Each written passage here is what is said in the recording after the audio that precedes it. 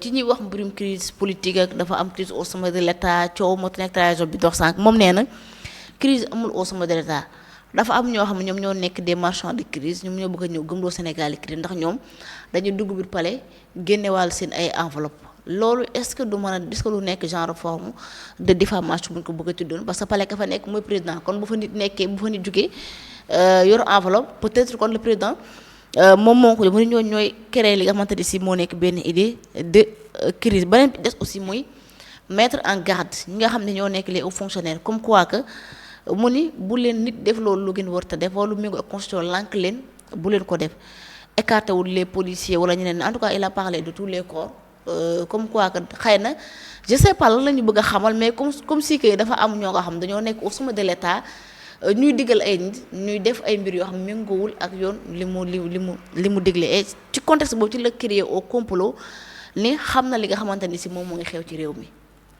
waaw moom lay wax bon suñ ñëwee si point bi ngeen di ko wax mooy. crise bi amul man damay arrière 2 mois si ginnaaw je convoque toujours Ousmane Sonko Ousmane suñu leader moo ne ñu. mot président Diomaye Diakhar Faye déggootuñ donc crise am na. waaw man ko benn deuxièmement mu ni ñaari mbir mooy am soit day bëgg doxal yoon mu am cohabitation douce. wala ñu am beneen cohabitation bu gën a rythmé moo ko fa waxu. donc soo ma waxee loolu il y a 2 mois tu viens me dire que il y a pas de crise man je me pose la question. Il y a une crise au Sénégal. Que tu le veuilles ou non il y a une crise man nee naa la nit lu mu bëgg say wax du alxuraan de. du alxuraan de man dama lay déglu dañ lay suivre. on est doué de raison. on n'est pas obligé de te suivre aveuglément am nañ xalaat di am nañ ay bët di xool ak ay nopp di dégg donc il y a une crise. donc am na ñuy dugg palais wala am na ñuy dugg palais ñun xamuñu moom moo xam lu nekk ci réew mi donc il est très informé c'est le premier ministre c'était le premier ministre il est quelqu'un de très informé. xam na lépp luy xew ci réew mi xam nga. xam na lépp moom de digganteem ak Ndiaga lépp la xam loolu tamit. waaw moom daal moom xam na lépp lu nekk ci réew mi donc dañ koy bàyyi loolu dañ koy may loolu comme ni ko gars yi di waxee donc il y a une crise il y a une crise même su fekkee visible trop il y a de la tension. parce que soo demee ba nit su waxee ci président nga mere ko tey président li muy liggéey pour Sénégal gi yëpp la il y a une crise suñ demee ba tey jii nii yow nit yi suñu waxee ci Ousmane Sonko ñee mer il y a une crise donc crise boobu c'est palpable ci sommet bi la jógee di wàcc ci suuf ba ci nga xam ne que ñoo nekk ci réseau yi ba ñi nga xam ne que ñoo nekk ci koñ yi dañ ciy werante di ci xuloo di ci xeex donc il y a une crise bi nga xam ne que ci kaw la jógee wàcc ci suuf loolu moom c'est indéniable. créé au complot dañ ma bëgg a combine politique ak kenn xamul est-ce que dafa am luy waaj a xew lu ne ñu xamagul ba muy yokk complot bi. waaw nee na xam na lépp non n'est-ce pas il est très informé donc moom peut-être xam na liy xew ñun dañuy toog rek xaar fee bi am parce que ñun amuñu benn information dañuy toog xaar fee bi am après ñun on va juste commenter et analyser par rapport ak suñu gis-gis parce que nit ku ne am nga gis-gis dañ koy nangu. je me dis toujours que. même su ma d'accordul ak yow je me battrai toujours pour que nga am condition ak espace bi ngay waxee sa vérité parce que sa vérité ak sama vérité mën nañu bañ a nekk. tout à fait mais benn vérité moom mooy la vérité divine muy bu yàlla boobu yàlla xam di waxati nag politique du diine. politique du diine non mais moom li mu wax keroog mooy que ni Pastef foog mu dox dëggantaan foog ñu def ko suñu diine def ko suñu yitte def ko suñu lu lay wax na lu mel noonu lu bëree bëri. loolu lañ bëgg a jàpp Pastef def ko comme loo ko def ko ak jaamu yàlla. Pastef du diine xam nga comme li ma la wax politique sax moo dul diine nee naa la Pastef ay nit ñoo ko composé tubaab danaan il y a pas de système sans faille. système boo gis am na ay failles donc Pastef dañuy juum ñi koy composé dañuy juum am na décision yoo xam ne d'accord ci am na yoo xam ne que militants yi d'accord ci. Pastef dafa nekk nag parti bu discipliné mais surtout woon loolu parce que yëngatu na depuis bañ toogee 1 an parce que booy gisatuñu woon seen bopp ñuy sonn nañ booy dañoo mënul yuuxu ci kaw rek. mais ils sont très fatigués. ah bon non très fatigués. xale yi kay nuruñ ko fatigué ñoom mu sell mi lu mu wax noonu la. waaw mais xam nga loolu c'est nee naa la c'est la partie visible xam nga en communication yow li nga bëgg a wane ngay wane. am na ñoo xam ne nag bëgguñu génn parce que am nañ cofeel ci nit ki xam nga am na ñoo xam dañoo bëgg Ousmane Sonko. voilà moom sa waaw dañ ko bëgg am na ñoo dañ ko bëgg. mais bëgg Ousmane Sonko bu mu la pousser tey nga ne keneen warul bëgg keneen wala keneen waru ko wax dëgg. nit soo ko bëggee da ngay analyser ay défauts sooy xool rek ay qualités yow jàppale woo ko su fekkee ku wax Ousmane Sonko A B C nga saag ko. comme ni mu leen ko santee keroog xam naa ni peut-être dinañ ko def. su fekkee ku wax Ousmane A B C nga saag ko ça veut dire yow élewoo Ousmane. parce que nit ki li muy wax. xam nga yàlla suñu joxee ñaari nopp ak benn gémmiñ. daf ñuy jàngal ne que li ñu war a déglu moo lu ñu war a wax.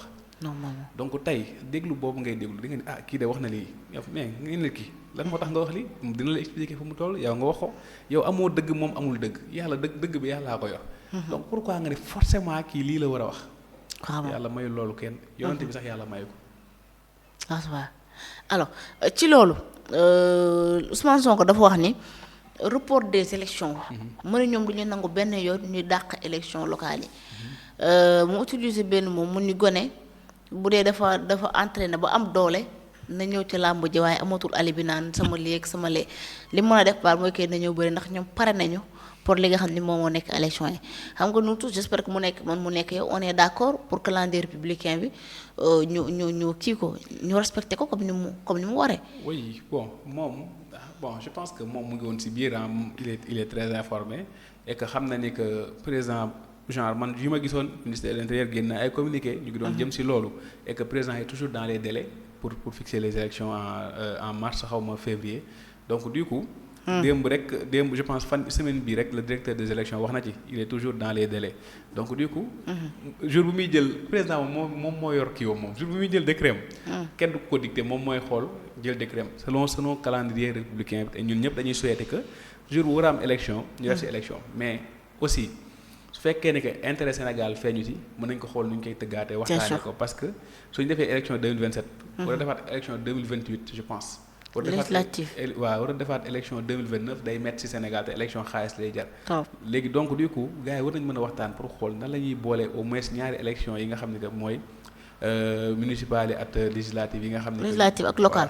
donc waaw ak local donc man je pense que loolu présidentiel moom mënoo ko daax moom. non boobu moom doo ko laal. laalee coow lay indi sañu leen ko. donc ñaari yee moom war nañu ko mën a xool nuñ koy boolee quoi man je pense loolu moo ci nekk sama avis pour l'intérêt du Sénégal. mais xanaa kon boo defee président day tas assemblée kon ci dans les 3 mois à venir wala. waaw loolu la configuration bi joxe loolu la joxe parce que soo amee ay députés yu taxaw assemblée kii la directement président donc man en tant que man su ma nekkoon président je me dis attends il faut que ma xoolaat affaire bi. ah bon kon da nga koy digal mu tas assemblée. non su ma nekkoon président man. en fait ñëw ñu ni ma am ay députés yi nga xam ni que ñooy majoritaire. en fait ñi may wan carrément que dañuy dem ci confrontation ak yow. duñ la may dara te xam naa ne su Ousmane Sonko keroog nu mu waxee sax il était intelligent ci côté boobu na leen duñ bloqué dara bis buñ bloqué ay loi lu war a doxal Sénégal. Sénégalais yi ñoom la ñuy mere. ah oui bien sûr. su nga bloqué benn yoon du ñaar. Sénégalais yi tamit dañoo sonn. trop 2021 ba 2024 dañ ko xeex. 2024 ñu xaw a noyyi. 2025 métti 2026 métti. gën a tar xam nga waaw. am xaalis amul léegi gars yi dunduñu normal léegi nga bëgg a ñëw di bloquer ay loi Sénégal yi dañu lay mere te Ousmane xam naa ne il est intelligent loolu moom du ci pousse député yi nag dañoo am dañuy jël seen parole ñoom li ñuy wax ñoom dañoo libre ci li ñuy wax mais le président reste le président de la République. tout à fait loolu ñu bàyyi ci xel. mais Ousmane nee na su ko neexee mu daaneel gouvernement bi à tout moment. kan Ousmane. fa lay daanelee gouvernement bi. motion de censure comme moo nekk le président de l'Assemblée. foofu laa lay wax. am majorité mécanique nag. xalaatu ko. loolu nga yaakaar. xalaatu xam nga la moo tax nee naa su ko defee sénégalais yi ñoo koy bàyyi fii maa wax bindal bis bu defee motion de censure ci gouvernement bi sénégalais yi ñoo koy bàyyi. xamoon Sénégal Ousmane lañ bëgg wala xamoo loolu. non xam nga Sénégal 18 millions d'habitants la. xam nga damay wax benn affaire keroog maa ngi wax benn boy mun ma xamoo sa bopp ma ne ko arena ma ne ko man je suis de Pastef je suis très content de votre mobilisation mais ma ne ko man mën naa fees arena. normalement pourquoi pas. On a un programme qui a une base de données de 25 000 jeunes sur l'étendue du territoire. On a Arena 20 000 places là. 15 000 places là sur 5 000. muy 20 000 mënu ma ko fee sax. normalement ba ma wootee monument de la Renaissance récemment pour la formation des jeunes on a fait plus de 6 000 jeunes. Le 16 bi passé dañu doon def 10 000 jeunes am ay affaires yu fi am gars yi xaw ko yàq mais ñu ngi ñëw le 27. donc juste pour te dire que on a cette capacité de mobilisation bu nga xam ne que ñun te woowuñu booy ci politique. formation lañ la woo orientation accompagnement. mooy dañuy ñëw il quitte les fins fonds du Sénégal pour venir. ah ouais. wallahi al-azim les trucs sont là dinaa la envoyer le truc catalogue tu vas voir. soo duggee si net bi nga bind programme ni te tu vas voir maintenant mobilisation jarul bàkku. qu'est-ce que tu vas apporter à cette jeunesse man mën nañ taxaw ñun man ak Arona Niang ma koy nuyu professeur Arona Niang ñoo bokk programme bi. macha allah. mën nañ taxaw na former nañ plus de 25 000 jeunes on est en train de former chaque jour des jeunes. On a des étudiants yi nga xam ne que ñu ngi salle de classe dans les universités privées du Sénégal donc du coup ñun on contribue au développement de ce pays. côté boobu noonu ak si yeneen côté yu bëri mais côté boobu rek suñu si yemee. On contribue au développement du pays. Vraiment. Donc du coup qu'est-ce que tu as fait pour cette jeunesse là. man bëgg naa nag carrément ñu ni ma lii lañ defal jeunesse bi. jeunesse bi lii lañ ko defal ci 2 ans yi bëgg naa ko gis trop. ñëpp bëgg nañ koo xam et bu ñu ma wax ngir yàlla conseil consultatif de la jeunesse. parce que man loolu gëwuma ko xam nga la wax gëwuma ko conseil consultatif de la jeunesse pour man amul njëriñ. parce que déjà avant directeur bi moo xam naa dina ma dugal arrêt le directeur de la jeunesse. dama koy sama xarit la mais dama ne ko grand wax dëgg yàlla waroo mën a nekk suñu directeur. parce que tu as plus de 40 ans ou 45 ans. Ah bon? Mais faire des recherches. ma ne ko ni ngay xalaatee ak ni ñuy xalaatee bokkul. Le directeur de la jeunesse doit être un jeune. bii dund at jeunes yi même vibes yi. Tout à fait. loolay tax mu dox. mais su ma jëlee benn pas def ko directeur de la jeunesse du dox du bëri ma sax déglu damay wax A ñuy dégg B. booy da nga leen di tegal koo xam ne que ñoo bokk lu ñuy dund loolu man loolu laa gëm. loolu benn la. ñu ngi ndamoo conseil consultatif de la jeunesse man je ne suis pas d'accord avec ça. déjà ils ont tout perdu yow. man déjà seen candidat yi ngeen mooy dañu leen dugg ba ñu bëgg a dee. waaw léegi nag en plus man système bi laa d'accordul parce que tey conseil consultatif de la jeunesse. mais c'est un conseil qui tu consultes la jeunesse léegi yow su ma la consulter mën naa d'accord mën naa bañ a d'accord mën naa appliquer mën naa bañ a appliquer. tout à fait donc yow tu sers juste pour consultation. dañ tey consulter juste amul décision booy jël pour la jeunesse.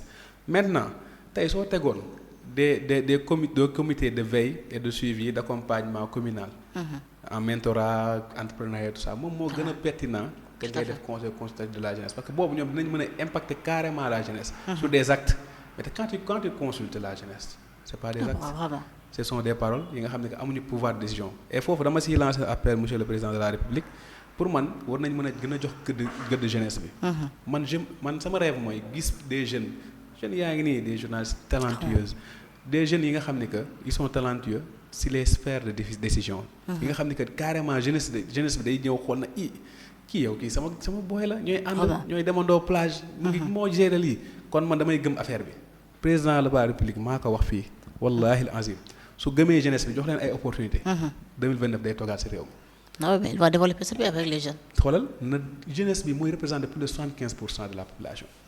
Les 39 de ces 75% ont moins de 15 ans 2029 ñoom ñooy voté. ce seront les primo-votants.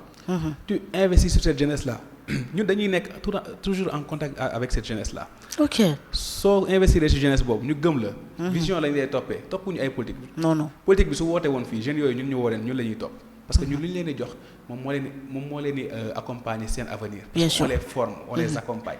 yow ay discours nga leen di jox ñu delluwaat ak coono. donc tey jii nii il faut faire la part des choses et donner cette opportunité là à cette jeunesse là ñu ñëw bëgg la président su investir ci jeunesse bi wallahi 2029 day toog et il va gagner. man maa la wax lii. kon baax na on va attendre ba xam ce que le futur nous le dira alors loolu li ñuy waxtaanee ci actualité dafa am benn image boo nga xam ni.